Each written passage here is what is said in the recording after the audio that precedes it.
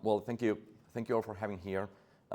We are now entering into the space of measuring open source. I'm not specifically discussing about licenses or source code vulnerabilities. I'm bringing the angle of community. So we had some interesting questions before that I hope we may answer, or at least have a good discussion. I'll go for this. Super quickly about me, if you have a specific interest on inner source or open source health or open source for higher education, I'm part of some open source communities out there. You have my email and LinkedIn if you want to add me, so happy to chat more, or now later during coffee breaks or lunch. So a bit of context. Thank you for the previous presenter for introducing a lot of the concepts I'm using so I can go faster. So basically we are entering, or we are now in a context that is slightly different. So we were using source code as literature. We have the copyright. We are writing a book. Now we are entering into a regulated market. So literally, we are liable if we are producing damages to other people. So we can be sued. And this is the space we are. That's okay. And I personally think that this is a good opportunity for the industry to create more secure devices. But there's a journey in all of this. There are three new regulations in place: liability, cybersecurity, and the AI Act. And this is quite important. Law is more important than open source licenses. So basically, there are priorities. The law go before. That's it. And specifically going, I'm now a technical guy talking about law, and we have a lawyer here. That's why when Malcolm asked if someone understands, you use the keyword understands the GPL. You don't raise your hand unless you're a lawyer. So basically, the open source licenses, this is one example, says there is no warranty. So you can use this piece of software, but there is no warranty. So don't come to me and say, this is not working, I have this problem or so. And that's okay.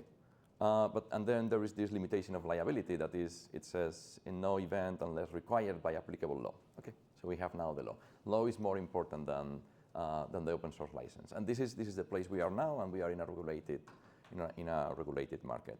So basically, if you want to publish open source software and you have specific commercial purposes, you have to comply with the European Union CRA and the AI Act and all these laws. I'm not an expert here, so I would recommend that you have a look at this.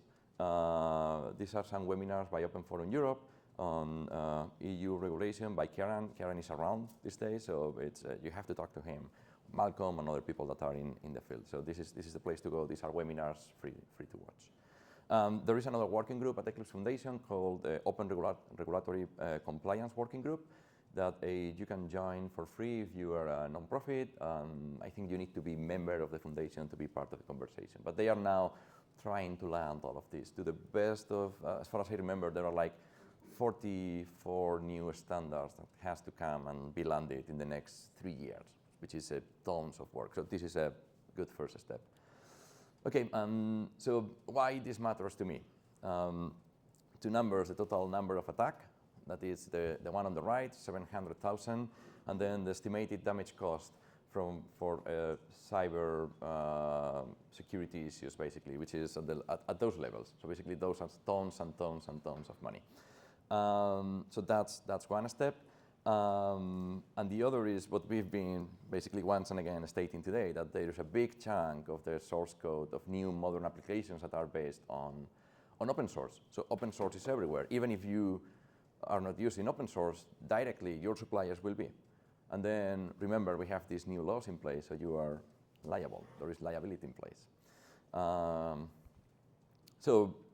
Last number for today is, well, there are more numbers later, but this is related to all of this. So going, for instance, there is this study on the Maven package manager that basically is telling you there is 85% of the code and packages there that are inactive, so they are not maintained. So this means several things. So you internally in your corporations, government, et cetera, are using open source that at certain levels, so the usual software bill of materials is somewhere between 30,000 and 100,000 open source components. We are talking about that space, that large, that scale. And then at the same time, there are some probabilities that a big chunk of those are inactive. So that's basically the problem and where we are now. And again, we are liable of whatever we do. So we saw this super great picture. Yes, I try to localize this a bit more. So I don't know what is the most remote area in Ireland. So then I can change Nebraska for something else. So you tell me later, and then I'll try to do it. But basically, yes, we have all these building blocks, and then at some point there are some of them that may fail, and may fail for different reasons. And we'll see some examples later. And this is where we are at.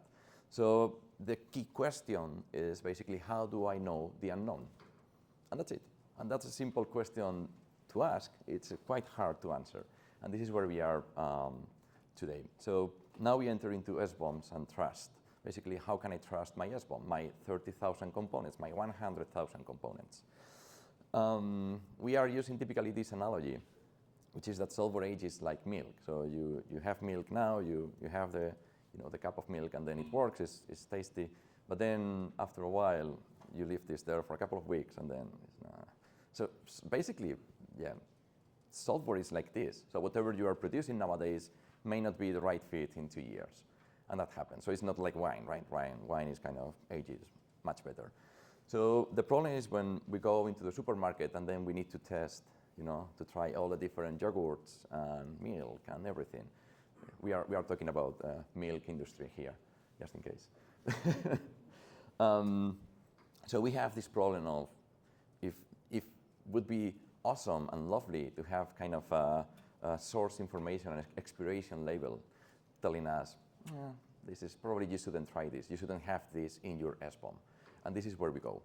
So typically the usual space we are facing is we hire a company, there is a commercial product offering, and they are using certain open source component, or because we hire, for instance, a commercial open source company providing certain services. So we know they exist because we are hiring them. Then it happens that they are using certain library, certain open source library, and then this is the time where we go into the unknown use. So suddenly, our supplier that we trust, they are using a third component that we don't know about that component. So what do? This is unknown to us. Maybe it's unknown to them. I don't know. So that's where we are. It happens that there are certain average number of components for each application or libraries that we are using. There are these studies, 180 components. So now we have these three areas that are typically matter to us. Licenses, we discussed about this, vulnerabilities, and then under-maintained projects. So then the two first are kind of becoming, let me use the word commodity. Well, there are tools, CA, so there are things that are helping everyone to move into this space. For the maintenance or sustainability of open source communities, there are some discussions. So you can pay for support. There are some companies that are helping in that space about bringing, for instance, resources or money to those open source companies. There are super great initiatives. Dwayne may talk about them later, because he was one of the ones fostering one of those. But there is one missing step, which is if we can look for risk, basically, in the medium term, in the short term, in the long term. So then let's go into a real life example of Kubernetes. So Kubernetes was mentioned as one of the key building blocks in the industry nowadays. So we were saying, okay, what if we do an analysis on the sustainability and maintainability of Kubernetes? And then we are using the keyword community smells. So in the same way that there are static code analyzers that are telling you there are some smells in the code, something memory leak, something is not working here and there, we are using the same analogy for community. And this is not something that we invented. This was some academic researchers in Microsoft Research back in the 2010 or even earlier doing this kind of analysis. So community smells in academia are better predictors, at least with the number they are offering, than code smells for potential vulnerabilities. So this is a good risk indicator that we can manage to predict at some point where we'll be in the near future. So we all agree probably that from a maintenance perspective, if there is a software package that is not maintained at all, this is a red flag for you. Like, we have to do something. What is what we do? That depends a lot on your risk management profile and ways of working internally.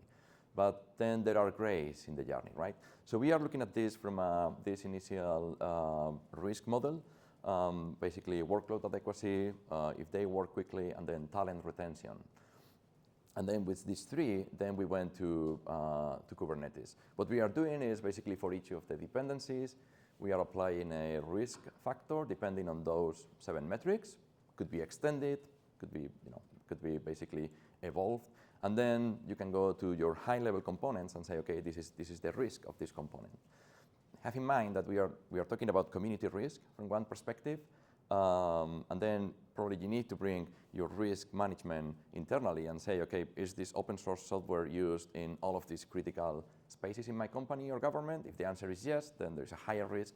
If this is only used for internal, I don't know, playing games across employees, maybe it's not that critical. So that depends as well on the risk perception that you are bringing to the discussion. So you need to bring both worlds. So then at the end of the day, you have basically a way of looking at this. So this is a dashboard, a way of representing the data, so don't worry that much about this. And then the data that is here is representing just the Go dependencies for Kubernetes, okay? Let's go into the numbers. Interesting enough to say, okay, the x-axis, there is low, medium, high risk.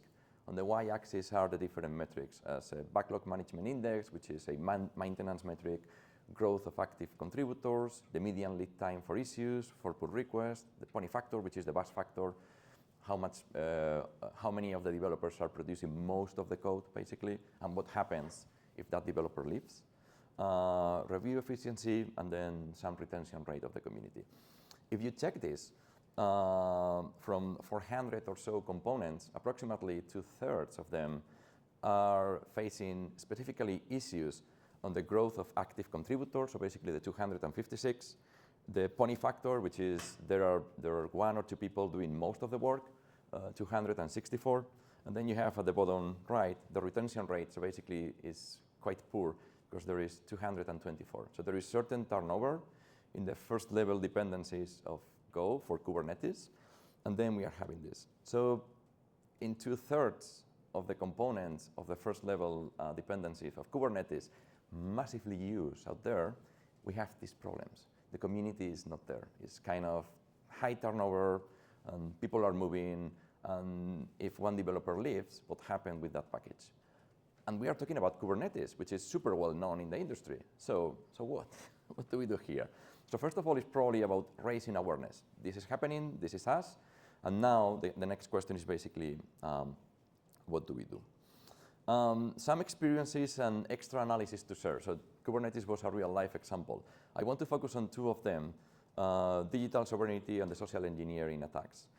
For digital sovereignty, probably this is super basic approach to this problem, which is, can I measure my digital sovereignty? The initial answer is yes, you can do it. You know, because the data is there, and if you have to learn something, just one thing today is, data is out there, so you can make informed decisions from a risk management perspective. You just need to go there, gather the data, and transform the data into a business answer, basically.